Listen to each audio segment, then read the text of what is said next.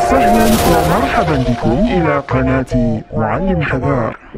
Assalamualaikum warahmatullahi wabarakatuh. Bersama saya Cikgu Wani dalam slot resensi buku di saluran YouTube Muallim Hazar. Hari ini saya nak kongsikan sebuah buku yang sangat istimewa kerana ia ditulis untuk jiwa-jiwa yang luar biasa.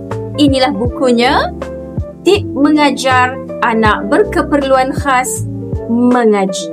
Hasil tulisan seorang guru Al-Quran yang berpengalaman iaitu saudari Khadijah Ghani dan Dr. Nur Aisyah Rosli, seorang pakar psikologi kanak-kanak.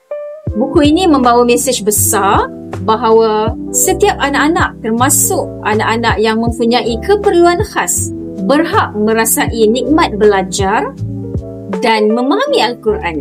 Tidak kira sama ada anak-anak itu anak autism, ADHD, disleksia, speech delay atau slow learner sekalipun, bukan alasan untuk mereka dipinggirkan dari cahaya wahyu. Buku ini memadukan dua bidang penting, ilmu agama dan psikologi kanak-kanak. Ia menawarkan panduan praktikal dan teknik yang menyeronokkan untuk ibu bapa dan guru ketika membimbing anak-anak istimewa mengaji Al-Quran.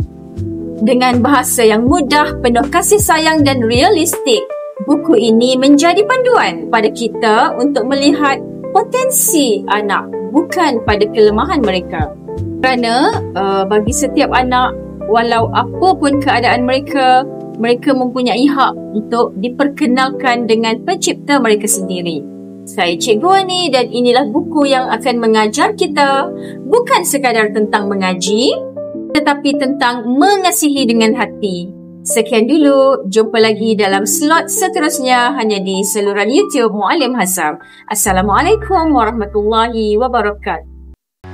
Muallim Hazar, inspirasi kita semua, ilmu di semai cahaya menyinar. Di layar YouTube membawa hikmah, setiap video membawa sinar.